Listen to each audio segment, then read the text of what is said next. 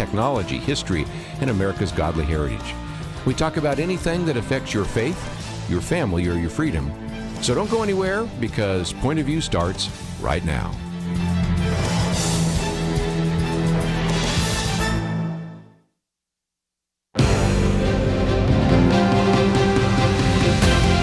Across America, live, this is Point of View.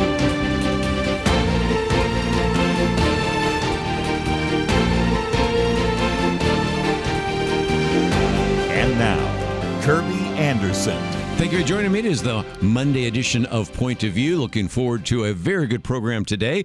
We will be talking with Naomi Nussbaum at the bottom of the hour, and next hour, just before the program ends, Colonel Alan West. But in between, I guess there are all sorts of things that we can be talking about. We had a No Kings rally, so we'll talk about that. We're going to talk about whether or not we can ever get this government back in session, since, again, we have the shutdown continuing on, and we'll talk more about that in just a few minutes. But I thought for just a minute I might ask a very serious question, and that is, where is Inspector Jacques Clouseau? Or where is Robert Langdon? Because if you're not familiar, over the weekend you had 4 thieves actually make their way into the Louvre. Matter of fact, doesn't Wonder Woman still work there? I know, anyway, I'm just having a little bit of fun with that. And it is amazing to me. This has been so embarrassing for France, because what they used was a truck-mounted electric ladder, which got them up to the second floor, and they stole a number of objects and fled on motorcycles. So, Inspector Clouseau, we need to hear from you, and it's just a good example of the fact that even in the midst of a lot of very serious things, maybe we can have a little bit of humor as well. The Louvre is certainly embarrassed, and I think some people in France are embarrassed as well. Let's talk about the No Kings rally. I've posted this very good piece by Sean McClutchan, in which he said, only in American could a group of protesters gather under the banner of No Kings, all while accusing others of tyranny, and doing so without the fear of punishment. This is precisely the beauty of the republic our founders created. A true king, as he said, would not tolerate such protest. And, of course, there has been some real questions about whether or not this would be peaceful. By and large, it really was. We can certainly mention some of the really outrageous signs out there, some things said about Charlie Kirk and the president and others that are inappropriate, and some that even seem to be calling for violence against ICE, but relatively peaceful, which has not necessarily, as this article mentioned, has been the left's strong suit. And, of course, if you remember our Friday conversation about the Attorney General for the Democratic Party in the state of Virginia having fantasies about murdering his political rivals and children and all the rest, that is the case. But nevertheless, this is a reminder that we do live in a world where you are free to protest. And I think one of the things I would hasten to add to anybody that did not like the protest is to not engage in what we call nut picking. What do I mean by that? We've talked about this before. Not nitpicking, but nut picking. Going and finding some bizarre thing that somebody on the opposite side says or does, or in some cases, some of these really outrageous signs, and say that applies to everybody in the community. I did see one individual, though, who said, as you look at the crowd, it looked like something that came from an old folks' home.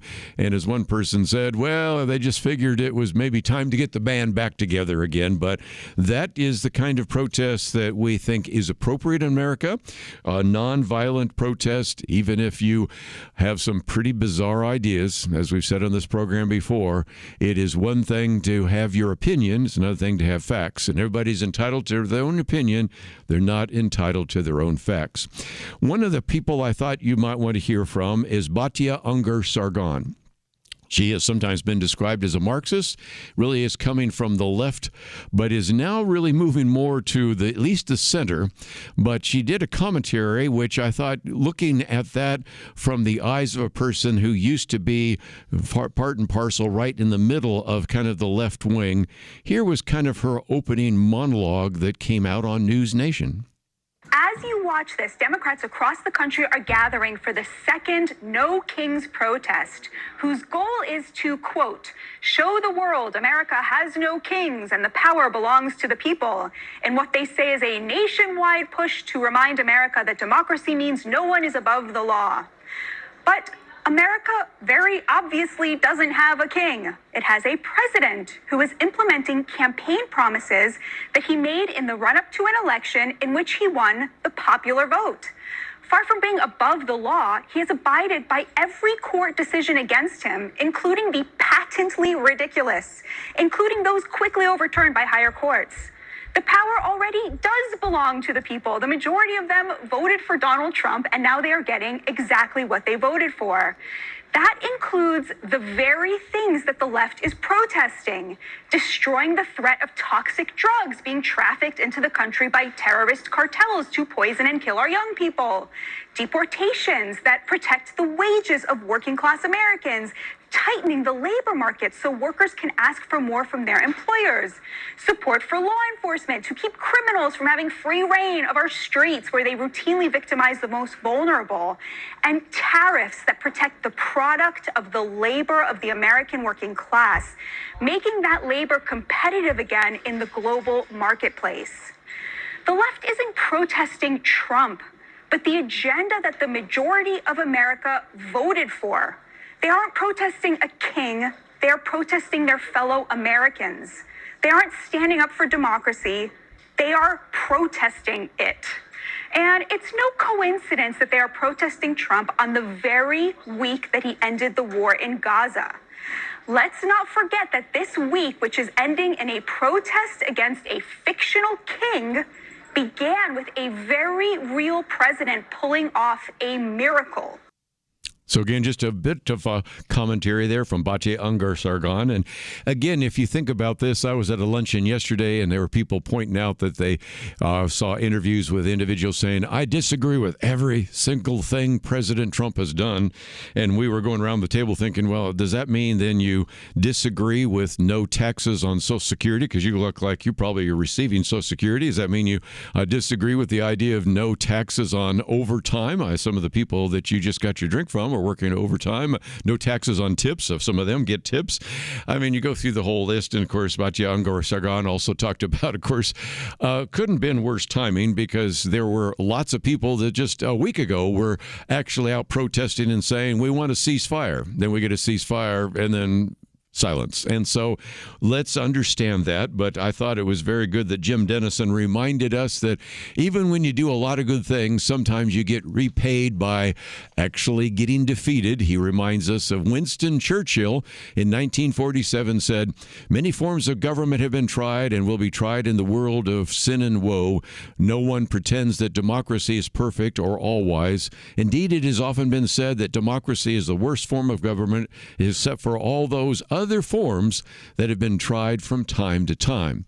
He made that statement in 1947, and if you know your history, that was after he had served the country as prime minister and lost his bid for re-election in a landslide, and thus had to return to Parliament as just one of the 640 members. So no matter what good you might do, there's still going to be people protesting.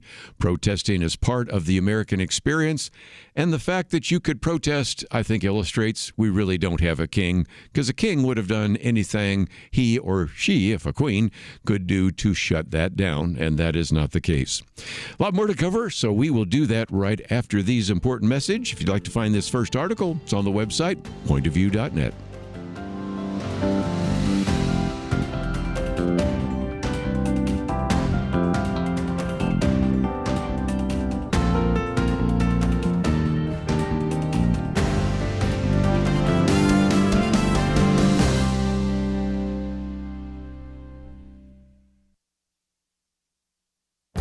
This is Viewpoints with Kirby Anderson. The government has had another shutdown. As I write this, the shutdown is still going on, but I trust it is over by the time this commentary airs on radio. That would be a good time to prevent this insanity from unfolding again. First, there's no consistency in the shutdown. Non-essential workers stay home while essential workers stay on the job. but defining essential workers from non-essential workers really makes no sense. Nearly all of the workers of the Equal Employment Opportunity Commission were furloughed, while none of the workers at the Smithsonian Institution were sent home. The Capitol Visitor Center was closed, but some national parks were partially open. Second, shutdowns don't really affect most citizens. Politicians hope that voters will feel the pain of a shutdown and pressure their representatives, but most Americans don't feel the impact. Social Security checks are sent. Medicare and Medicaid coverage continues during a shutdown. You know, it's ironic that these funding programs persist while most of the government programs cease. These so-called entitlement programs are the ones that are running up the national debt. You could argue that the rest of the federal budget is balanced with the $6 trillion in taxes collected each year. There is a solution. Representative Jody Arrington and Senator James Langford have both been on my radio program and have jointly introduced a bill that would keep the government running for 2 weeks after funding lapses. It would also restrict members of Congress from traveling and keep Congress in session until appropriations are passed. Both political parties like to use the threat and the reality of a shutdown to push through legislation. It is time for members of Congress to feel some pain so that these political games come to an end. I'm Kirby Anderson, and that's my point of view.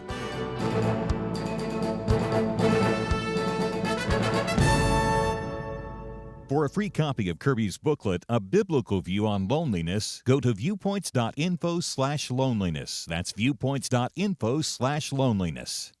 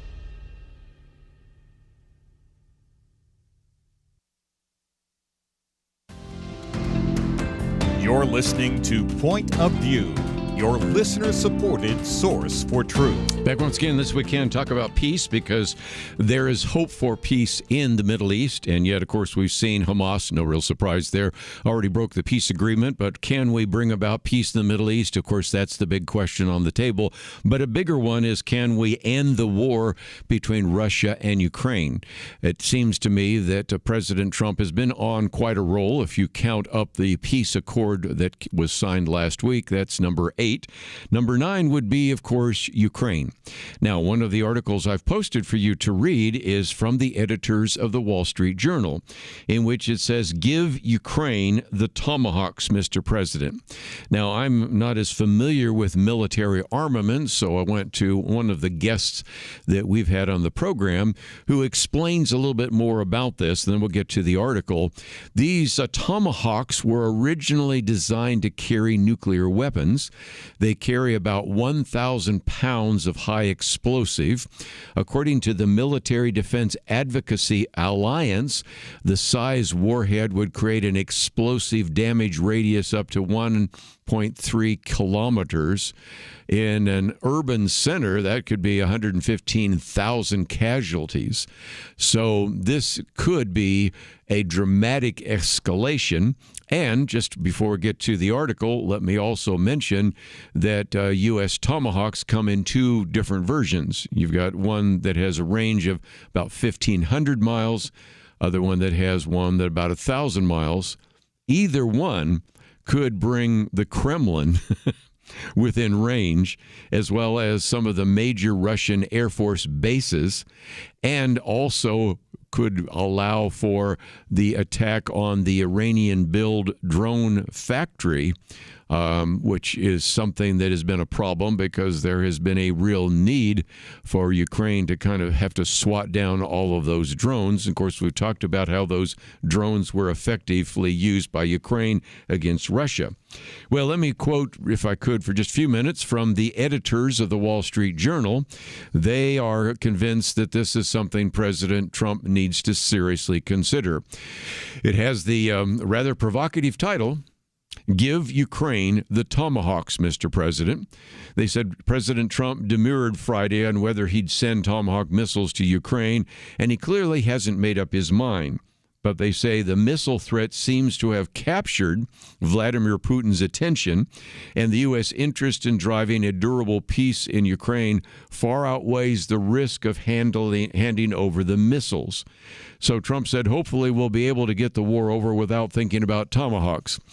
You do love how President Trump, whether you like him or not, he is a deal maker, and just dropping that in the conversation during his meeting with Zelensky, President Zelensky, he was the president of Ukraine, I thought was interesting because that audio made its way to Vladimir Putin and the military strategists there in Russia. And so they go on and point out that Donald Trump's reluctance seems to involve two concerns. One, and this is one we've talked about around this table many times before, is the concern about escalating a war with a nuclear power. That would be Russia. But as the editors of the Wall Street Journal say, Vladimir Putin has been lobbing cruise and ballistic missiles at Ukraine for years, and there's nothing really escalatory about returning fire. Yeah, but okay, that's at least the argument they make. Tomahawks could be a force for peace by altering Mr. Putin's capacity to carry on his grinding war. Also, the long-range missiles, they say, would let Ukraine do better than simply swatting down hundreds of incoming drones. I mentioned that a minute ago, but let's come back to that because this particular set of Tomahawk missiles could take out the Russian Shahed drone factory. These, by the way, are originally manufactured there in Iran. The other concern, apart from just the escalation issue, is the inventory issue. And that's something to be thinking about as well. They said the other concern is U.S. weapons inventory. Donald Trump said, I have an obligation also, though, to be sure that we're completely stocked up as a country. And, of course, that is his duty as the commander-in-chief. That would be the duty of Pete Hegseth as Secretary of War. But they also say that U.S. stocks aren't as healthy as they should be after years of political neglect. And so we recognize that we are down in that regard. But at the same time, the editors of the Wall Street Journal go on to say the U.S. is overdue for a serious rebuild of its defenses. And we're ready to support Donald Trump when he decides to spend political capital to make it happen. But hoarding cruise missiles for another war that may or may not come invites more conflict. We will get to probably in the second hour a very good piece also about the fact that as we are in the midst right now of the shutdown, we saw that Republicans said, well, can we at least keep funding the military?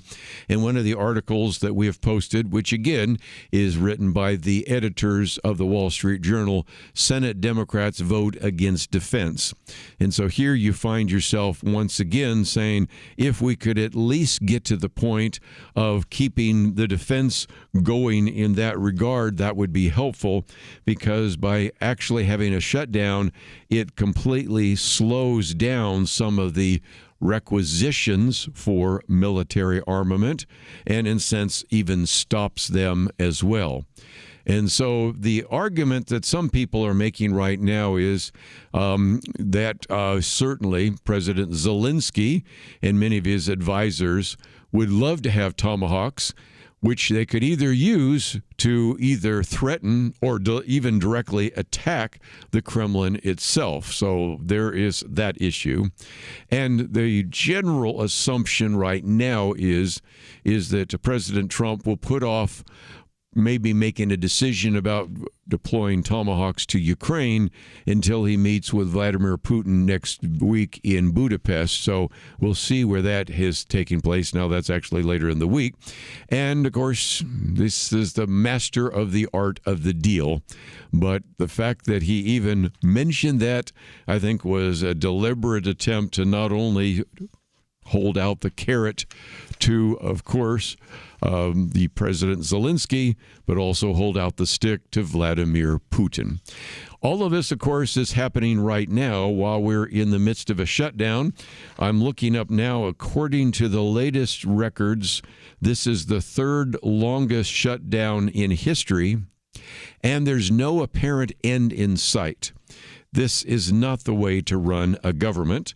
And there are some, as we mentioned on Friday, that are saying, well, there was really less interest on the part of Democrats to try to resolve the shutdown until at least after the No Kings rally over the weekend. Well, that is now in the rearview mirror, and it's a really time to talk about this.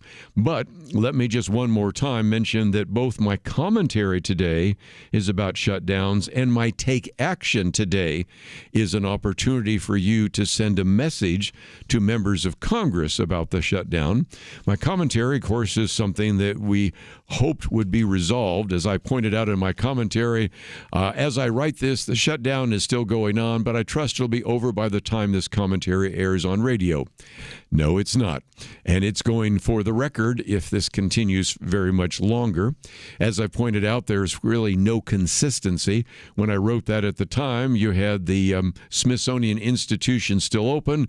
You had almost all the workers at the Equal Employment Opportunity Commission shut down. You had the Capitol Visitor Center, which was closed. I had some friends last week were doing a tour of Washington, D.C. They couldn't tour the Capitol, couldn't do a lot of things. But if you go to some of the national parks, they were still open. So no consistency, but more than that, it most of the time doesn't affect at least the vulnerable citizens because, of course, Social Security checks still come, Medicare, Medicaid coverage still exists, but all sorts of other aspects of the business that people are doing that involves the government is effectively shut down as well. And we've gone from a paycheck that was a partial paycheck for federal employees to the next paycheck, which will be a zero unless something happens pretty quickly. So what can we do? Well, you can, first of all, read my viewpoints commentary on the left column. You can then go to the middle column and see that we have the take action item. If you haven't taken the time to take action, please do so today. It is, again, contact Congress about Prevent the Government Shutdowns Act of 2025. This was introduced into the House by Representative Jody Arrington, who is from the state of Texas, and introduced in the Senate by James Langford, who is a senator from the state of Oklahoma. There's a place for you to read some more of the information. Of course, you can read my commentary today as well. You can then see that we have suggested a letter. You can modify it any way you would like to do so, and then just click on the button that says send, or if you'd like to print it out, hit the button that says print and mail. I would encourage you to do that. We'll come back and talk with Naomi Nussbaum about victims of terrorism right after this. In 19th century London, two towering historical figures did battle, not with guns and bombs, but words and ideas. London was home to Karl Marx, the father of communism, and legendary Baptist preacher Charles Spurgeon. London was in many ways the center of the world, economically, militarily, and intellectually. Marx sought to destroy religion, the family, and everything the Bible supports. Spurgeon stood against him, warning of socialism's dangers. Spurgeon understood Christianity is not just religious truth, it is truth for all of life. Where do you find men with that kind of wisdom to stand against darkness today? Get the light you need on today's most pressing issues delivered to your inbox when you sign up for the Viewpoints commentary at pointofview.net/signup. Every weekday in less than 2 minutes, you'll learn how to be a person of light to stand against darkness in our time. It's free, so visit pointofview.net/signup right now. pointofview.net/signup. Point of View will continue after this.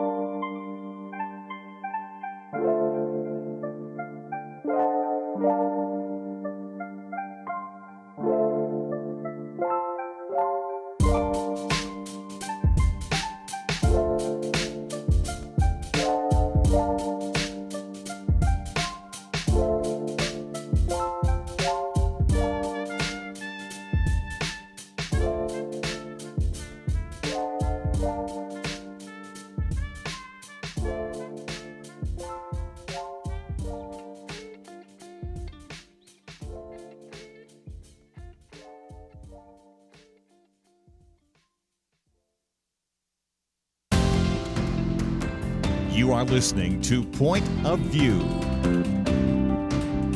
The opinions expressed on Point of View do not necessarily reflect the views of the management or staff of this station. And now, here again is Kirby Anderson. One of the things we've been talking about, of course, has been the war between Israel and Gaza. And really, in some respects, we are only seeing the aftermath now. We've had some of the hostages come home, but even so, this is an organization that's been around for many years and really has had to scale up after the attack on October 7th, 2023. But we also recognize that even after the terrorist attacks have ended, in some respects, the trauma trauma is only beginning. And so we wanted to let you know about one organization that you may want to click on. We have a link to onefamilyfundus.org. Don't have to remember all that because it's on the website. And it also is next to the picture we have posted by Naomi Nussbaum, and she is the executive director of One Family. She's been the executive director for the past 5 years. Before that, actually had a 20-year career in special education where she really was able to hone her skills in creating individual education plans to meet some of the needs of students, which now I think applies very much to individuals who have been affected by terrorist attacks. And this is an opportunity to recognize that this trauma does not fade over time. It deserves care and connection and community. So, Naomi, welcome to Point of View. Thank you so much for having me. The organization's been around almost a quarter of a century, and it does seem to me that, of course, you've been there for the last 5 years. You've always had a very significant outreach because there always have been terrorist attacks, but in some respects, there was a real need for you to scale up after October 2023. Yes, sadly, that's true. The amount of people killed in one day is almost equal to the amount of people murdered in terror attacks for the previous 23 years that we were operating. So let's, if we can, talk about the needs first and then how you meet those, because there is a tendency to sometimes, for example, when we see the hostages come home, say, well, okay, we're going to have to obviously feed them because they were deprived food for a variety of different reasons. But the mental issues are very significant if you've ever been a victim of a terrorist attack. And of course, some of the individuals you're dealing with are children who've lost their parents. So can you give us a sense of the kind of needs that you have had to address over these last few years? Sure. Each individual situation requires something unique, right? Because everybody has different circumstances. But I will tell you that this kind of PTSD is a particularly insidious form because the harm done was intentional. It was celebrated by the entire community, of terrorists. And there'll be another one tomorrow to finish off the job if he didn't finish today, right? So those are haunting feelings. Many of us Americans have experienced some kind of trauma or another. For example, I was walking across the street last summer and I was hit by a car from behind, and I was in the crosswalk and I was crossing with the light, right? So as an adult, I know how to cross the street, but now I'm scared to walk across the street, which is like the silliest thing, but it's a little bit of PTSD. So I go for some treatment and I'm much better now. But imagine if it wasn't just an accident that somebody was distracted, but he or she meant to hit me and they want me dead. They were celebrating that I was hurt and maybe they'll come back and finish it off, right? So that's something that we are not used to here in the United States, and that's something that we see a lot of in Israel, unfortunately. And not only do we have to deal with, we help terror victims in all situations, but I think people don't even realize that the victims are re-traumatized when the criminals are released from prison, in hostage deals, right? That brings up all the trauma all over again sometimes. Yes. And we've seen that in the criminal justice system. As I was raped once, and the rapist gets out again, and my son was killed, and then the individual that murdered my son is out, and I wonder if he'll come after us. And so, you have a little bit of that here in the United States. Just maximize that for what it's like for a person living in Israel, surrounded by what is Iran called the Ring of Fire, all these other nations that want to destroy you.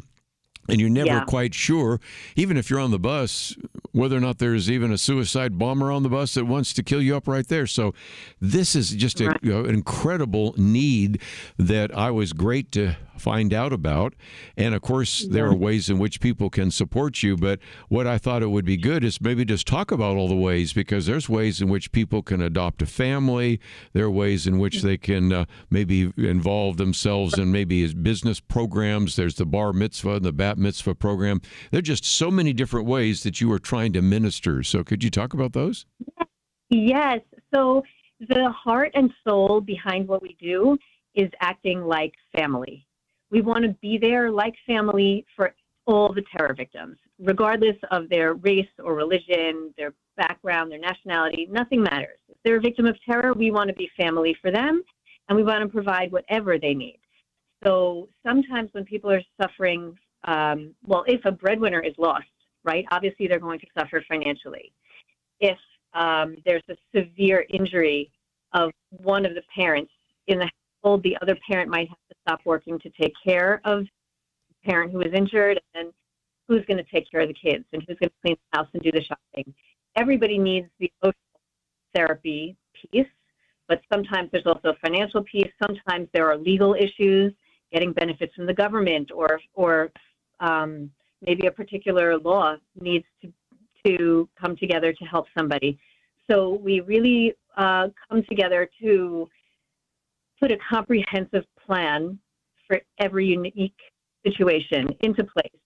And as you mentioned, you must have seen on our website, right, we have a bar and bat mitzvah twinning program for that milestone. When kids are coming of age, if they just lost a parent or if they lost an older sibling, maybe the family isn't in the mood to celebrate, right? And one family has to step in and plan that milestone for the child, or he or she isn't going to have it. Or maybe they would love to be able to celebrate, but they're in such financial hardship right now because of the terror attack that they don't have funds to do it. And then an American donor can come in and sponsor, maybe in honor of his or her child's celebration. They'll sponsor somebody else's celebration. Then we connect the two kids, and it becomes another layer of support for the terror victim family. Similarly, the Adopt a Family program connects donors with victims who, in addition to their trauma, are having financial trouble. Mm-hmm. And we want the victims to be able to go to their therapy and focus on their emotional recovery and not have to worry about paying the bills. You know, if they can't work because of an injury or because of a death, or they're not earning enough, we're going to take care of that for them while they're going to therapy, and then we're going to get them back up on their feet in a year or two so that they can become independent again. So, yes, so good. Across the board, we have programs, right, with different types of layered support to give a comprehensive program. Let me, if I can, just maybe talk about this idea of adopt a family, or maybe have sponsorship opportunities. There's some ways in which you can get much more involved in one of those individuals, in addition to, of course, supporting you financially. Yeah, so the Adopt a Family program is for the families who are worst off financially. And personally, I did it. I did it myself with my private funds. It was the biggest donation I had ever made in my life. It's $10,000, and we give monthly checks to a family that's been vetted, so that they can pay their mortgage or their rent, to make sure that they have utilities, food, and clothing for all the children, for all the members of the family. I personally adopted a family where the father went to pray on the morning of October 7th, 2023, and he was the first person murdered in their town on that day. Nobody knew there was an attack. He went out, one bullet in the head, he was murdered, and didn't come home that day. He left a widow and 9 children, and the oldest one is disabled. So that was the family that I adopted. I had the privilege of going to visit them in their home. And I met them, and they cooked and baked for me, and they're just a wonderful family. We spent the afternoon together, and now I pray for them every week when I light my candles at the beginning of the Sabbath, or when it's a holiday and I go to the synagogue to pray. I bring their names with me, and I say a prayer for the soul of the dad who's in heaven, and I say a prayer for his widow and for all of the children. And we text each other or email each other sometimes and say hello, and yes. We wish each other well, and that's how I support that family. There have been plenty of other donors who have done the same thing. I can tell you stories of how it has changed lives, right? And that's why it's so beautiful. Let me jump in. We have one of those mandatory breaks. I'll let you come back and talk about one of those stories. And again, we have a link to onefamilyfundus.org. Don't have to remember all that because it's all on our website, pointofview.net. We'll continue our conversation right after this.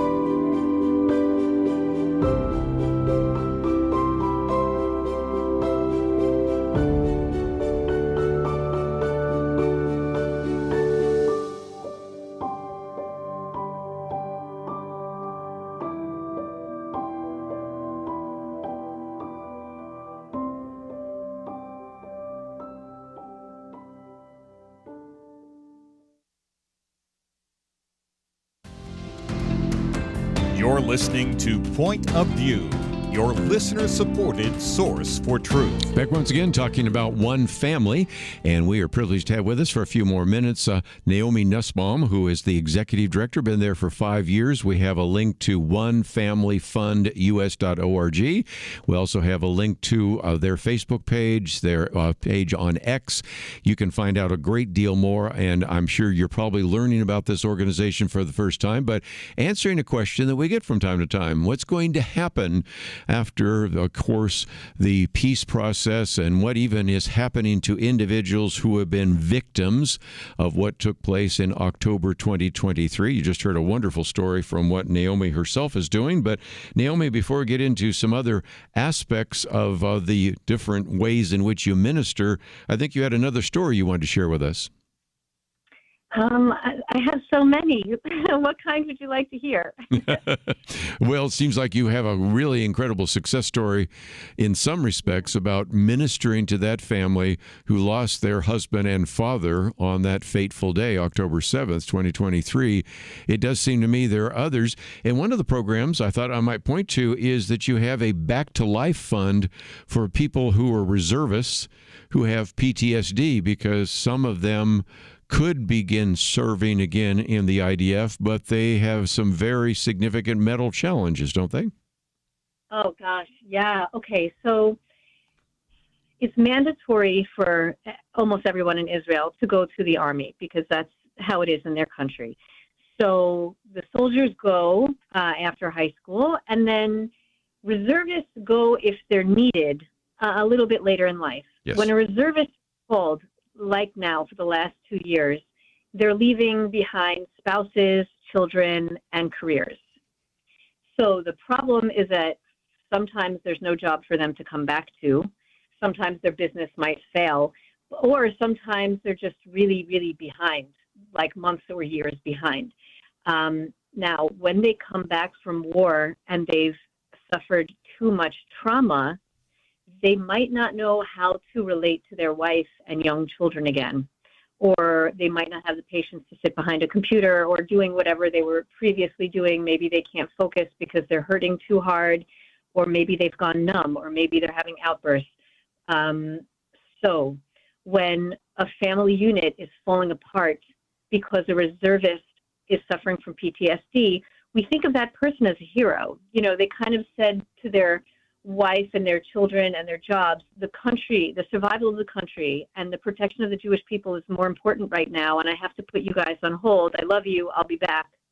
And when they come back, they're not the same person. This person is a hero, and they just need a lot of help. So we've recently launched the Back to Life Fund, and our hope is to raise $25,000 for each family that's suffering in this way. We need to replace the income. We need to get we need PTSD treatment for the reservist, right, who is our hero, and his wife, who stayed at home and paid the bills and took care of the kids in the house and did everything all on her own, and she's also a hero. The children might need help. So we want to make sure that there is enough food, that they're going to be able to keep their apartment or their home. And we want every single member of the family to have the specific kind of therapy that they need together and as a family unit. So again, just great ways to connect up in terms of adopting a family, as you've talked about there, or helping some get back to some kind of normalcy in terms of being able to serve in the IDF and things of that nature. So, of course, you've been very much involved in what's called war relief, Operation Rising Lion relief effort. Yeah. But just because we're talking about a peace process doesn't mean that comes to an end, does it? No. So we are all praying that this is over, right? But when a 2-year war ends, that's kind of just the beginning of the healing, which will probably take 30 years, right? Pretty much everyone in Israel is traumatized right now, Jewish or not Jewish, doesn't matter. October 7th, the beginning of the war, was so profoundly traumatic for everybody. And then there have been ongoing terror attacks, and we've lost soldiers in the war. So once that all ends, we'll be able to begin the healing process on a national level. And so, again, that's one of those issues that I want people to realize there. This may get out of the news, although Hamas seems to keep it in the news. But nevertheless, this is the time to act because, as your material has pointed out before, really once the trauma is over, really the trauma begins. Once the terrorist attack has begun and ended, that's when the most important action needs to take place. So in the last few minutes, talk about how we can get involved with you, because we have listeners all over the United States that would probably want to know more, and we encourage them to find the link that we have there, onefamilyfundus.org, or simply just go to pointofview.net and click on the picture of you, and then we have a place where people can give and be involved and find out more. So talk about how we can get involved. So becoming a donor is really joining the family. And this family gives hope and teaches tools for resilience and overcoming and how to lead a balanced, healthy life after the unthinkable happens, right? Their life is just shattered in every which way you can imagine. And when donors become involved, you're really saving a life, truly. You know, on an emotional level, on a spiritual level, across the board, you are saving a life. So anyone can make a donation at overcometerror.com. You can find more information at One Family Fund US. And my email is naomi@onefamilyfundus.org. And I'd love to speak with anybody. Sponsoring the therapeutic programs, the support groups, the retreats, or adopting a family, or sponsoring a bar and bat mitzvah, any of the programs. It's so meaningful and touching to the victims, and we are just very indebted to the people who stepped forward to help. I just mentioned, too, that One Family was honored in 2024 with the Genesis Prize, which is kind of, some people have referred to it as kind of the Jewish Nobel Prize. So an organization that you perhaps want to know more about. We've got a couple of different links, and you can follow them to the website, to Facebook, to X, and a variety of others. So, Naomi, thank you for your great work, and thank you for giving us some time today to talk about it here on Point of View. Thank you so much for having me. I appreciate it. We're going to take a break, and just before we come back, we'll get into some other issues. The question sometimes people have is, well, what are we going to do for the people that have been so devastated and really traumatized by the attack of Hamas and the ongoing terrorism? The other question that we get is, what are we going to do for the people in Gaza? I might point you to the interview we did with Tom Doyle and Joanne Doyle about some of the Christians and some of the ministry in Gaza. Now, I don't want to overplay it because it's very, very small, but nevertheless, we're going to have to think really creatively about what to do there as well. But today was just to focus on those people who have been subject to the terrorist attacks, those who are dealing with previous terrorist attacks, or, of course, how this just escalated dramatically in October of 2023. So if you find yourself wanting to know a little bit more, that's why we have that link there on the website, pointofview.net. Let me also mention that, of course, my action item for you today was, of course, to prevent government shutdowns in the future. I'm ready to shut down the shutdowns, aren't you? And certainly the fact that we are now with the third longest one, no end in sight, something's got to change. And that's why I think you need to contact your two senators and your representative. We'll be right back.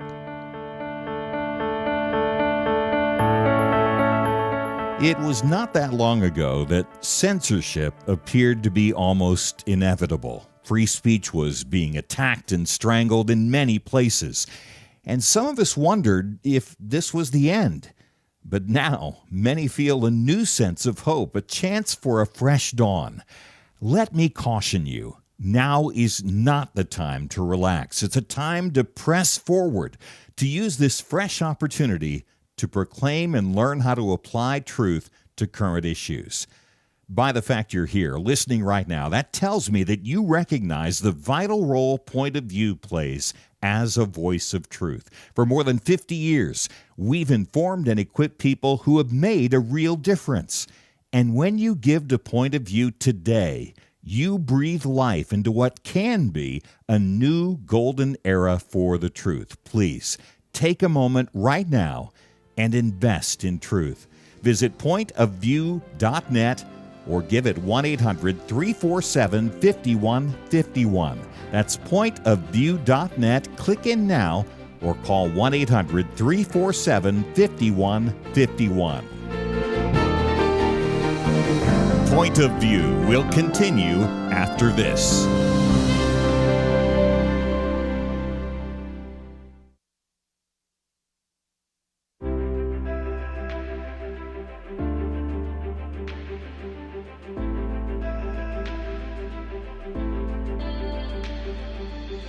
I do appreciate Point of View and what you folks are doing.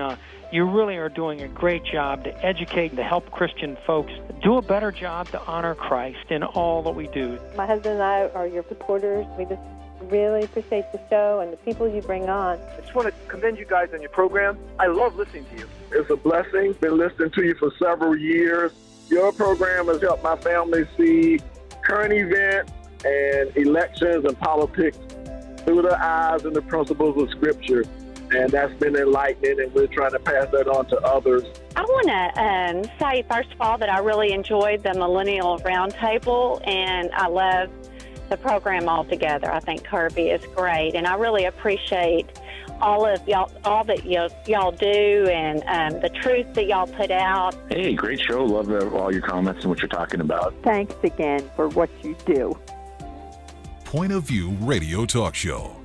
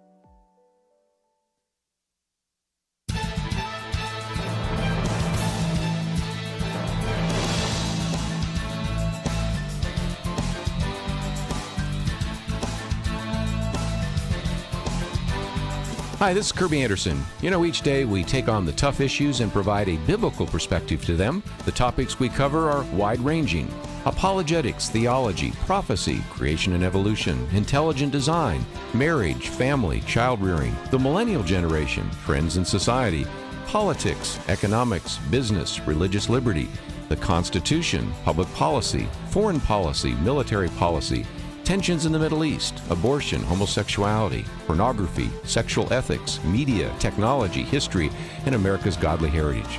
We talk about anything that affects your faith, your family, or your freedom. So don't go anywhere, because Point of View continues right now.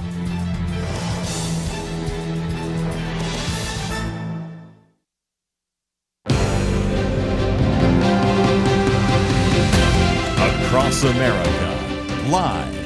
This is Point of View.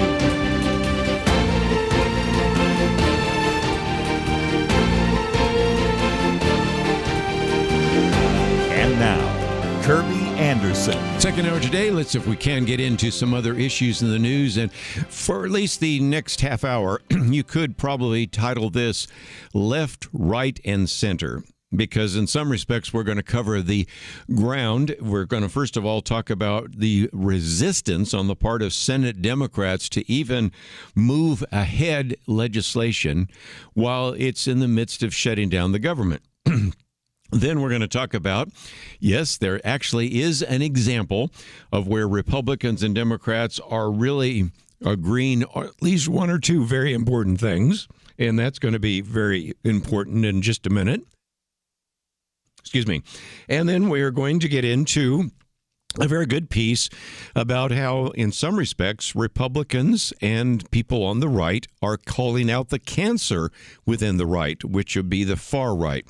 So let's get into the Democrats, first of all. And this is one of those situations in which we have the Democratic Party really being held hostage in large part by the radical left. And a good example of this is that there are a number of Democrats that would like to just get the government back in order, stop the shutdown, and most importantly, vote on some very key pieces of legislation. But at the same time, the so-called far left, in many cases, holds the Democrats hostage. As we'll see when we get into the far right, they really don't hold the Republicans hostage very much. We'll mention names and talk about this very good piece about some of the cancer, which is on the right. But those people are almost always repudiated and completely marginalized. But that's not what is happening right now with Senate Democrats. And so the other day, the argument was, okay, we can't seem to even get to the point where we can reestablish the government, but can we recognize that this is not good to have individuals serving in the U.S. military and not getting paid? It's not good to actually slow down some of the procurements necessary, especially when we're talking about what we might provide to Ukraine, by at least could we pass that? And the opening piece here from the editors of the Wall Street Journal was very simple, and that is the former White House budget director and even governor of Indiana, Mitch Daniels, one time said, "You'd be amazed how much government you'll never miss." Well, that is probably true for a lot of Americans. If I went out with my microphone right now and asked people in this building and out there on the street, do you even know there's a shutdown? I'm sure there'd be a good number that wouldn't even know that. But at least we recognize the need to come up with some kind of stopgap measure. And on Thursday, the Senate Republicans said, well, let's try this. Advance a bill to fund the Defense Department. Now, you would think, okay, we recognize that there are a lot of things closed. A lot of government agencies are closed. A number of parks are closed. A number of places where we are depending upon people to get the right information. And it could be from the Labor Department, could be the Commerce Department, could be Social Security, could Medicare, Medicaid, whatever. And the bottom line is, let's see if we can get a vote on that. And that was not even successful. The Democrats scuttled in a procedural vote 50-44. So you couldn't even get that. And as this article points out, the biggest cost of government shutdown is in lost time and money for a military that needs new technology, new munitions. As one individual said, a lot of stuff moves slower and a lot of stuff stops moving. And so the argument was, let's put together a annual bill so that at least we could have the Defense Department continue on to pay the people that are in harm's way around the world and to continue to protect this country. The argument that comes from the editors, the Wall Street Journal, are, quote, an annual defense bill would end the dysfunction if it passes both houses, and the Senate measure cruised through committee with Democratic support 26-3. Why not pass it? That's already on the table. It's really just sitting there in the Senate waiting to be passed. And interestingly enough, one of those Democrats, Senator Chris Coons from Delaware, who, by the way, is a ranking Democrat on defense appropriations, on the Senate floor equated, isn't this interesting, the need for security for our nation from the threats that are greater than any time in my adult life with security for our families with health care costs. As the editors of the Wall Street Journal put it, in other words, Democrats won't vote for their own bill to fund the troops unless the Republicans give billions of dollars of subsidies to health insurers. And again, this is something which is, I'm sure, going to be a campaign issue that we're going to see very soon. And the Republican leader in the U.S. Senate is John Thune, and he said on Thursday afternoon, if anything was needed to demonstrate just how these particular issues are and just how fundamentally uninterested Democrats are in supporting our troops and defending our country, just look at this vote. So again, there are people in the Democratic Party that are saying, no, this is a crisis, this crisis of trying to provide funding for health insurance is equal to, maybe even superior to, the need to provide security for our nation. And it's not working very well because, as again, the editors of the Wall Street Journal put it, the crisis narrative just isn't breaking through. One reason is that President Trump has provided just a tsunami of other news every day. Just really hard to get focused on a shutdown when you've got a peace proposal and you've got tariff revenue and you've got all sorts of other kinds of actions being taken place. But the other reason they point out is the Democrats have a weak case. The subsidies that they're willing to go to the mat on, the hill they're willing to die on, whatever phrase you want to use, were supposed to be temporary support during the pandemic, and in some respects were created during the so-called misnamed Inflation Reduction Act. And of course, that is why it's not working. So this one, I think, is probably the most significant illustration of how resistant, at least the Senate Democrats are. You would think that at least on the issue, okay, maybe we are not going to fund the government, but at the very least, can we at least fund the Defense Department with a piece of legislation that passed through the United States Senate committee and was actually a significant issue to be supported, and yet is sitting on the table there in the U.S. Senate. All it would take is an up or down vote so that we could provide funding for the military. And that was, to use a different metaphor if you want, a hill too far, a bridge too far to go. So if nothing else, just wanted you to see that piece. I'm sure we're going to hear about that again, especially in the midterm elections. When we come back, I'm going to talk about a place and an issue where there is virtual unanimous agreement between Republicans and Democrats. We'll come back and talk about that right after this.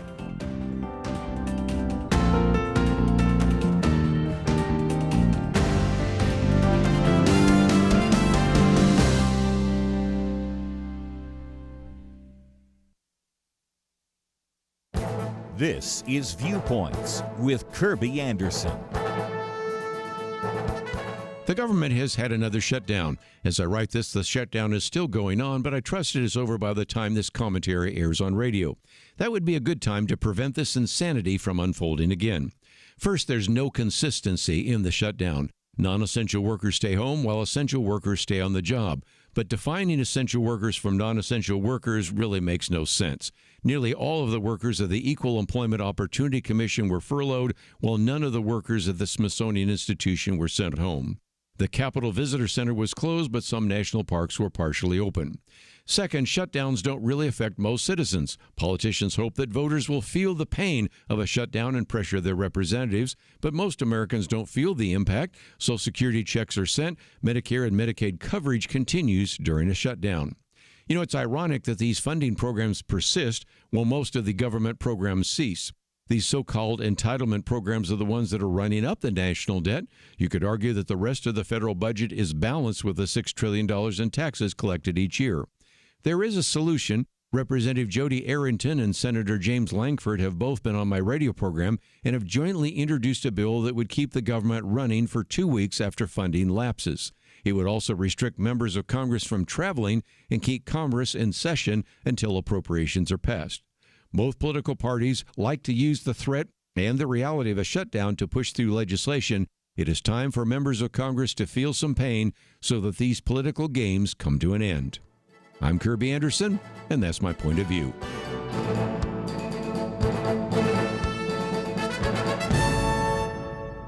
For a free copy of Kirby's booklet, A Biblical View on Loneliness, go to viewpoints.info/loneliness. That's viewpoints.info/loneliness.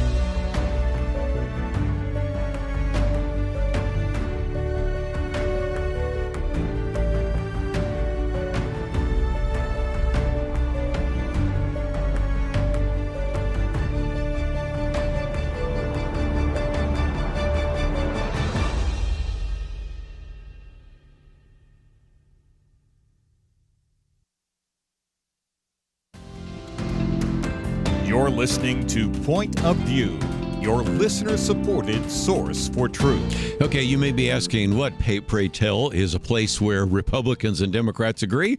Turns out, artificial intelligence. As a matter of fact, we were just kind of thinking about some of the booklets we're going to produce this next year and some of the articles for Outlook and all that, and I'm thinking it's about time to do a Son of Artificial Intelligence or Artificial Intelligence Returns or The Bride of Artificial Intelligence, Frankenstein, or something along those lines, because as this article by James Lynch points out, Republicans and Democrats, who can't agree on much of anything these days, including how to keep the basic functions of the federal government up and running, seem to be finding a common ground on how to approach an industry that's poised to dominate the American economy. And that is what? Artificial intelligence. Now, a lot of it has to do with what's called AI safety, or as I posted on our article here, the AI threat to children. But it's broader than that, but let's get into that. AI safety movement is fast becoming, he says, a powerful force on the state and national levels, with advocates spanning the entire political spectrum. Its growing political strength corresponding with polling data showing an overwhelming majority of Americans want policymakers to prioritize safety, even as AI boosters warn that any guardrails will inevitably slow innovation. So right now we've got a couple of things, but first of all, there is, if you will, kind of a bipartisan coalition which is coalescing around the need to rein in some of the big tech unchecked power and make sure that AI is developed in a way that will benefit our kids and communities. And that comes from a quote from the U.S. policy head at the Future of Life Institute. To illustrate that, and I have this in an upcoming commentary as well, which will air next week, there was a vote on whether or not to maybe institute an AI regulatory moratorium. In other words, let's just wait for a while before we institute any kind of policy changes. That was defeated 99-1 in the U.S. Senate. Okay, so there you finally see some agreement. And let's, if we can, talk about a couple of pieces of legislation. These are probably ones you will see in our action alert, but make sure you take our action alert right now because we're in the midst of a shutdown, so that's the one we're focusing on.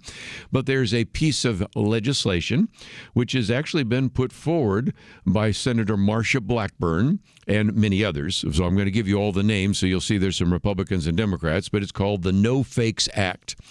And this would prevent AI from using the voice or the likeness of any individual without authorization. And so Marsha Blackburn, Tennessee, Republican. Tom Tillis, Republican, North Carolina. Chris Coons, just mentioned a minute ago, Democrat from Delaware. Amy Klobuchar, Democrat from Minnesota. So again, these are individuals who either introduced the bill last year or are, again, co-signing this year. So I think you can begin to see this is a place where Republicans and Democrats at least find some common ground. Harder and harder to find it, but there you go. One of the people that we've quoted quite often is Senator Josh Hawley. He is the Republican from Missouri. He's been one of the more vocal critics and, as a matter of fact, spoke at the National Conservatism Conference and even painted the picture about some of the threats from AI that could pose to the issue of human dignity and American jobs if it was channeled in the wrong direction. And then he launched an investigation, and this was where they had some of these hearings that took place. These were subcommittee hearings. And what was so scary as you began to hear some of that was how, and we'll pick on Meta for a minute, but there are others we'll mention as well. But Meta had some creepy messages that were sent to some of these children. And then they began to talk about some of the AI chatbots, the impact that was having on children's mental health. And one of the hearings, of course, had the parents of children who were driven to suicide or other destructive actions by these AI chatbots. Well, okay, this has been the pushback then. I'll hold up this particular article here, which spends some time getting into that in more detail. But it turns out that OpenAI and Character AI, which are two of the AI chatbot companies, have actually rolled out chatbot guidelines which are intended to protect teenage mental health. And the person writing about that is Sam Altman. And Sam Altman has wanted to make sure that we would then make sure that these protections would work in, he says, in most cases. And as a result, once they're assured that they are, then that gives them the freedom. Are you ready for this? Just as you get a solution, you get a problem. Then they're going to expand and roll out erotica for the verified adults. So if we can determine that you're an adult and not a teenager, then these sensual messages that had been accidentally, I wonder if even intentionally, but certainly accidentally sent to children through Meta. Now, of course, you're going to have more restrictions on Meta, which, of course, is Facebook and Instagram. So the argument is, yes, we will have enhanced kinds of Instagram safeguards, and so that is certainly the case. But think about this for just a minute, because it's one of those places where I say just as soon as we try to have one solution, it seems like we have on the other, because now they want to install age gating to prevent young children from interacting with these chatbots because sometimes they're involved in sexual activity or sexual conversation or something of that nature. Then on the other side, once they have that, you also then have the announcement that erotica will be used once we can make sure that we can verify the age of the people on the platform. So, as I say in an upcoming commentary, let me get this straight. This country is pushing full speed ahead to create the most effective artificial intelligence in the world. And we are building huge data centers. You might have remembered last week we got talking about that a little bit with Don Buckingham. That must be powered by what? Additional power plants and even nuclear facilities. And we're doing all of that so adults can get online and have sexy, sensual conversations with AI computers. Excuse me, you can see why there's some people that are starting to say, wait a minute, we need to start thinking this through. Because as we mentioned when Don Buckingham was in here, that as best I can estimate, whenever you're using AI, it uses 10 times the energy of a typical, say, Google search or Bing search. And so if we're going to be building these data centers, we're going to be trying to get more water to cool them off. We're going to be building new nuclear plants to power all of that. I'd kind of like to make sure it's not there so that adults can have sexy relationships with something that is kind of like an avatar that is generated by AI. But I digress, because that's not so much in the article here, but it's something that has occurred to me, and I thought I'd put it on the table. But again, some of the concerns are about the impact that AI could have on children, because we're also making them more human-like. And so, as one individual said, who is with the Institute for Family Studies, the main thing is that anything that seeks to be human-like and seeks to offer you an alternative reality or proposes the user that it's superior to something fundamentally human, such as being a therapist or a priest or being a friend. And so you now have situations in which you have a number of high school students in surveys who've said that they sometimes use AI for companionship. And nearly 1 in 5 say they or someone else they know has had a romantic relationship with AI. Can you see why we're a little concerned about this? This is not just a Republican issue. This is not even just a Christian issue. This is not even just a conservative issue. You're having Republicans and Democrats, liberals, some liberals at least, conservatives, Christians, and some secular-minded people expressing their concern about that. And, of course, the Institute for Family Studies even took a poll and found, no surprise there, more than 90% of Americans believe that tech companies should be prohibited from allowing chatbots to have sexual conversations with minors. Another poll found that about 80% of Americans prioritize AI safety, even if it slows down innovation. So this is a conversation we're going to have in the future. This piece by James Lynch, very well done. If you are concerned about AI, here's the article to read. Do you think it's going to show up in a future Outlook article? Oh, yes, it is. Do you think it's going to show up in a revised artificial intelligence booklet? Probably so. So, wanted to give you some advance notice, and this is a piece called Republicans and Democrats Can't Agree on Anything Except the AI Threat. It's on our website. I encourage you to print it out, pass it on to others, and let your member of Congress know.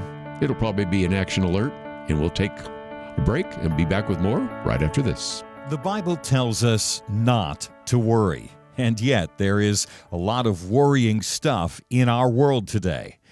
Thankfully, the Bible doesn't stop at telling us not to worry. God gives us a next step. He says we need to pray.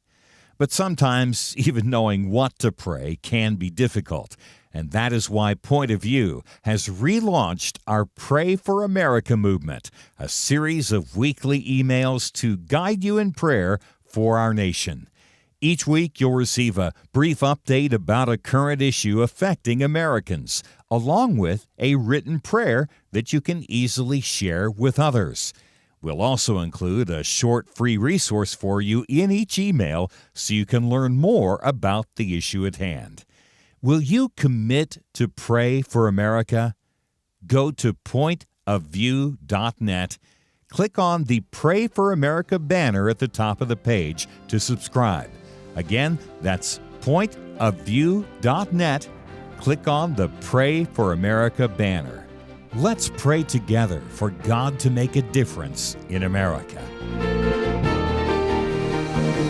Point of View will continue after this.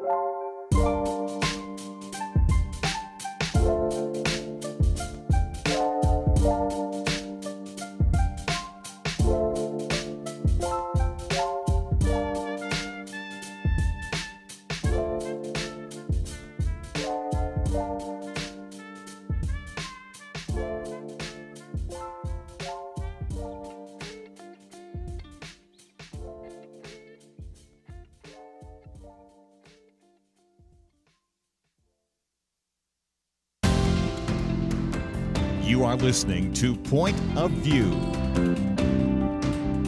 The opinions expressed on Point of View do not necessarily reflect the views of the management or staff of this station.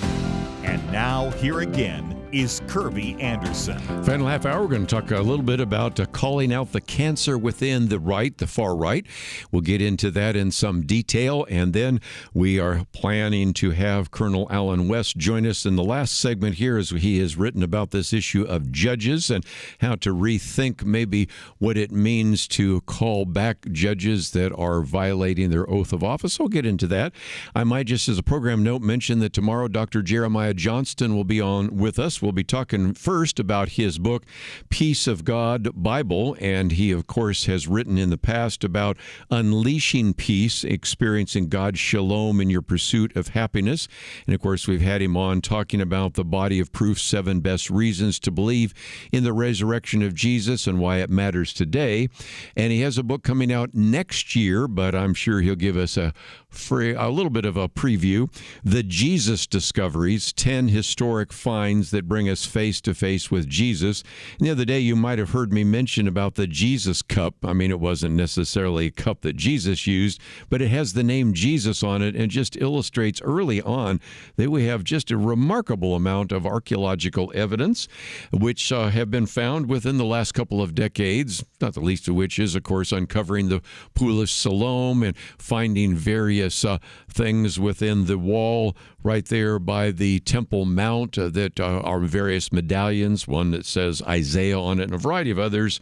Finding, of course, we've had for some time a ring that was found in the Herodium, but we couldn't read it. Now that we can read it, realize that this ring has the name Pontius Pilate on it. I mean, just all sorts of things that I think you will appreciate. So it should be a far, wide-ranging conversation with Dr. Jeremiah Johnston tomorrow. Then we'll get into some more of the issues as well. This is a very good piece, and I'm glad it was written by Michael Hout. I really know very little about him other than the fact that he a while back published a piece called A Warning Against the Unmooring of the American Right. And so then actually produced this piece calling out the cancer within the right. And so we've talked about left and right and even areas in the agreement in the middle. And the thing that I think is so helpful is to recognize that he was willing to talk about how some of the far right is having a detrimental impact on the conservative movement. He's willing to call them out. He's willing to publish names. I'm going to just in the short amount of time try to summarize about 5 pages of material that he has here. But he actually, once he published his first piece, and we do have a link not only to the article here calling out the cancer within the right, but a link to the previous article, A Warning Against the Unmooring of the American Right. Now, as we get into this, let's recognize that it's maybe not as large and as extensive as you would maybe have been led to believe by the previous president, Joe Biden, in which he was saying the greatest threat to America today is, whatever it might be, the American right or the MAGA movement or whatever he might have said, or Christian nationalist or, whatever phrase. There were all sorts of phrases that were used. But nevertheless, I think it is important to recognize that this is a group that, to be very helpful, has been criticized almost immediately. So let's, if we can, get into this in some detail. And he said in his original piece, he was really trying to just talk about the drift he had noticed on some people in the conservative movement towards what he called paranoia. I think it would be very in keeping with a piece that we talked about a couple of weeks ago with Dr. Merrill Matthews, who talked about conspiracy theories. And at that time, he was really kind of critical of Candace Owens and a few others like that. But nevertheless, he says that in writing about this, first of all, I want to make it clear, he said, that some readers may have misunderstood. This was not a critique of the Make America Great a group or President Trump, because he said, I don't really consider them to be part of the far right. And sometimes definitions really do matter. When you start lumping everybody together, the best example of that would be the Southern Poverty Law Center, which will lump together the Proud Boys and neo-Nazis and everything with American Family Association, Family Research Council. I think Turning Point finally got into that list. I think Focus on the Family ended up on the list. And it's like, okay, obviously, talk about painting with a broad brush. But interestingly enough, one of the things that Michael Haupt points out is on the day his column was published, the host of the Daily Wire, and that would be people we've had on this program, Ben Shapiro, Matt Walsh, Andrew Klavan, and Michael Knowles all unloaded a conversation about, of course, the New York Young Republicans who in their group chat controversy said some pretty ugly things. And Ben Shapiro said these are things that get said on the right that are really, really ugly. And, of course, they're anti-Semitic, they're inappropriate. And, of course, this, I think, shows the difference. When asked, for example, one of the candidates for governor in the state of Virginia was, well, you're criticizing the Democratic candidate for attorney general for what he said. You're a Republican candidate. Would you repudiate what was said by these young Republicans? Yep, I repudiate it and I ask him to step down. And so, that's not a hard lift, but nevertheless, it is much more difficult sometimes to get Democrats to repudiate some of the anti-Semitic things that have been said by the far left. But most of the time, you can get conservatives to repudiate very quickly something that is anti-Semitic or mean-spirited or calling for violence, whatever it might be, on the far right. So anyway, he goes on to say that let's just be fair. He says, look, I call myself a conservative, yet that doesn't mean that our movement, our conservative movement, is not immune from such fate. Certain factions, the conspiratorial right, and a cluster of identian and nihilist offshoots. And he gives some examples. I'm not even sure how to pronounce some of the words there, where anti-Semitism, racial resentment too often fester, and they're doing harm to both the moral credibility and, he says, also the electoral future of conservatism. They are loud, visible, and unfortunately says increasingly influential. So one of those individuals he focuses on is Candace Owens. We talked about this the other day with Dr. Matthews, whose commentary says in the wake of Charlie Kirk's death has turned a generational tragedy into a macabre theater. She is implied without credible evidence that Israel may have been involved or behind the assassination, cited the flight of an Egyptian Air Force plane as supposed proof of foul play, and a variety of others. And I'll let you read it because it's something I really don't think we need to repeat on air because I don't think any of it's true. He also goes on to the fact that she's trafficked in other baseless claims, such as her obsession that the real identity of the First Lady of France is actually secretly a man. Also suggested that Turning Point USA cannot be trusted, meaning, of course, Erica Kirk can't be trusted, and on and on. And so you can read through that whole paragraph. I'm not going to read it, but you can read it and see all the references and links. There's all sorts of HTML links, so you can look at it yourself. And then he focuses on Nick Fuentes, who is a group that has represented a separate but, as he said, related danger in that regard as well. And again, all sorts of issues that are surfaced in that regard, and then spends a little bit of time focusing on some others that are reaching out to men. And of course, one of those is Andrew Tate, and a long, long list of other individuals as well. And so I just think it's a good illustration of the fact that if you want to say, what about these groups? I think those what about groups are certainly worthy of consideration. And that's why I think individuals that have spent a whole lot more time researching these individuals than I have, certainly the case, and points out that, as Matt Walsh observed in a discussion with Ben Shapiro, some of the pieces that have come out seem less of revelation than a distraction because, again, I think we would disagree with the kinds of things that some of these individuals, the young Republicans, were saying in the chat, but it seemed to be used primarily to say, well, you're pointing out some of the concerns you have with the possible Attorney General of the state of Virginia, which, by the way, if he's elected, we'd be hearing about every day for at least 4 years, versus, for example, one of those individuals, perhaps, that was one of the young Republicans, was smarting off and saying some things maybe he shouldn't have said. Anyway, I think it is important to call out the cancer within the right, but I think when we come back, we're going to call out some of the concerns with judges, and this piece that we've posted here by our good friend Colonel Alan West, I called it Judges and Ideology, because after all, we recognize that many of these very important decisions are made by judges that aren't up for re-election. And so we're going to talk about that with Colonel Alan West right after this.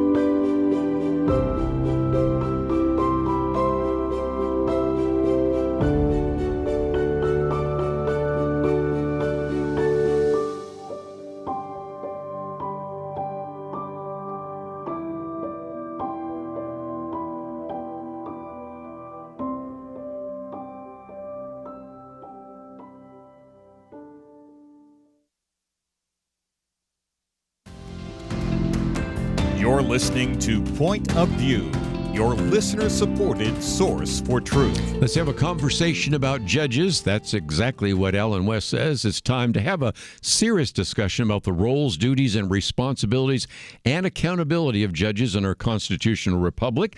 We have a link to this very good article that you can find at theacru.org, which stands for the American Constitutional Conservative Rights Union. He is the executive director of that, as well as the ACRU Action Fund. Individual that spent 22 years as a career in the U.S. military, served in Congress for Florida's 22nd District, currently serves as the chairman of the Dallas County Republican Party, author of a number of books, and we have information on our website. And Colonel West, it is always a delight to have you on the program. Kirby, it's a blessing and it's an honor to be with you. Thanks so very much. First of all, you talk about, and this is great, I never thought about this, we have judges in the Old Testament. Before we get to Article 3 of the Constitution, we had a couple judges in the Old Testament, Samson, Deborah. So in some respects, we know that the idea of judges is really a biblical concept, isn't it? It is absolutely a biblical concept, and they were, before you had rulers over the people, you had the judges, and they were supposed to adjudicate things based upon, the law of Moses, which is what God told Joshua to not turn from it, from the right or to the left, to meditate upon it day and night. And as long as he did, he would have success and prosperity wherever he went. And I think you see that the children of Israel, when they followed that book of the law, they did have success and prosperity. When they went against it, they didn't. And of course, the judges were there to, kind of keep them along the right path. And that's what judges should be doing. Well, let me hold up a pocket constitution, which we always have here. Or better yet, let me hold up our little booklet on the Federalist Papers, because you point out that if you look at Article 3, it does appear that the judicial branch was considered to be, and that's why I hold up the Federalist Papers, because Alexander Hamilton said is probably the least dangerous, least powerful. But something, Colonel West, has changed dramatically, hasn't it?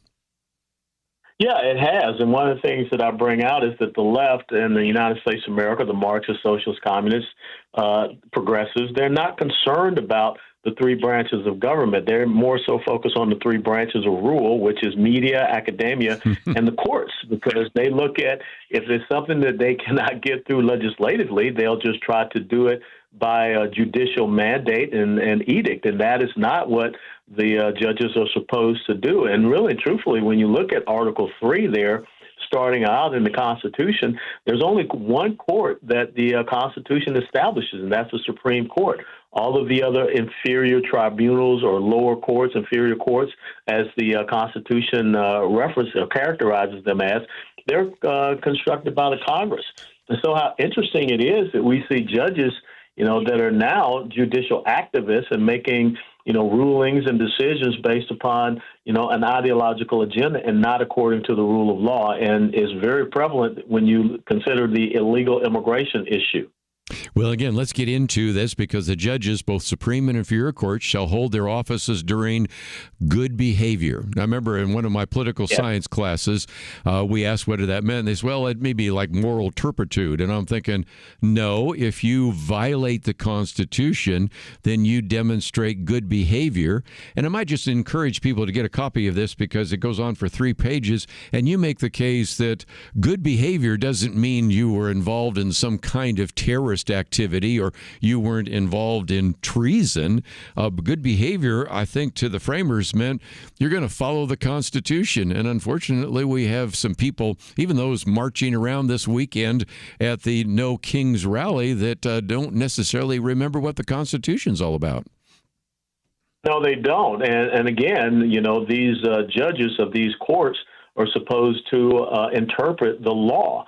And so when you go back and you look at, the Biden auto-pen administration and how they violated Article 4, Section 4 of the Constitution, which is known as the Guarantee Clause, the federal government is supposed to guarantee to every state protection from invasion.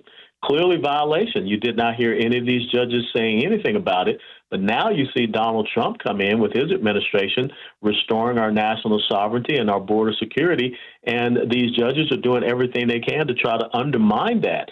And, when you look at this, declaration of sanctuary status, that's unconstitutional. That is illegal because, number one, it's a violation of Title 18, United States Code 1325, which criminalizes unauthorized entry into the United States as a federal offense.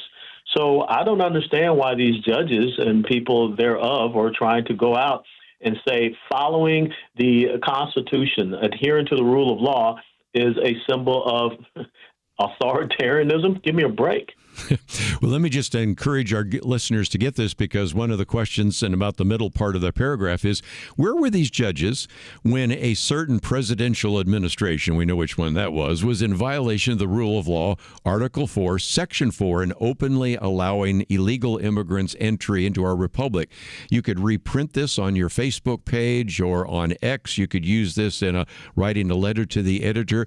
And one of the examples, Colonel West, that you use is that even when the Supreme Court issued a decision that said former President Joe Biden did not have the enumerated power to forgive student loan debt, he did it anyway. And where is the accountability?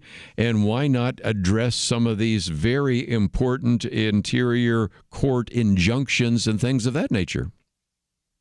Yeah, you're absolutely right. I mean, even Nancy Pelosi, she's the Speaker of the House, and she said that President Biden, the executive branch, did not have the constitutional authority because all matters of fiscal matters are supposed to emanate out of the House of Representatives.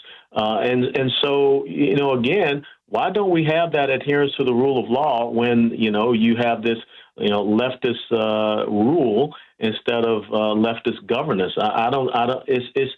The hypocrisy is laughable if it weren't so serious, Kirby. Well, and again, you even quote from Georgetown law professor Jonathan Turley, and I quote from him quite often, and Harvard law professor Alan Dershowitz has been on the program a couple of times. These are not exactly known as conservatives or Republicans, but nevertheless, they could be saying, what is going on if indeed this idea of good behavior means that a judge will allow criminals out on the street? You argue that really one of the greatest threats to the republic is that we have, and I'll use your phrase, black-robed tyrants who deem themselves above the law and are not really adjudicators of the law. So what you're really calling for here is maybe a change and a recognition that some of these judges maybe need to get a pink slip. Yes, they do. They should be held accountable. The Congress can impeach these district court judges that are at the federal government level. Look at what happened in Wisconsin, where you had a judge that took a criminal illegal immigrant back into her office, her chamber, and then set them free out of a back door.